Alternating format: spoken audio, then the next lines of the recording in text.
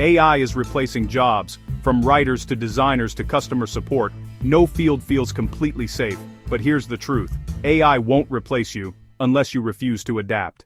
Artificial intelligence is not here to destroy humanity. It's here to automate repetitive tasks and increase productivity. Jobs that depend only on routine work are disappearing, but new opportunities are being created at the same time.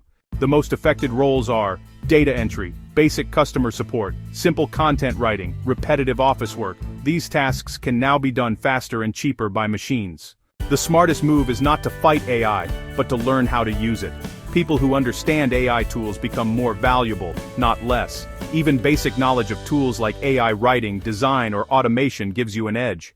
AI is powerful, but it still lacks human skills. Skills like creativity, critical thinking, emotional intelligence, and communication cannot be replaced easily. The future belongs to people who can think, not just follow instructions.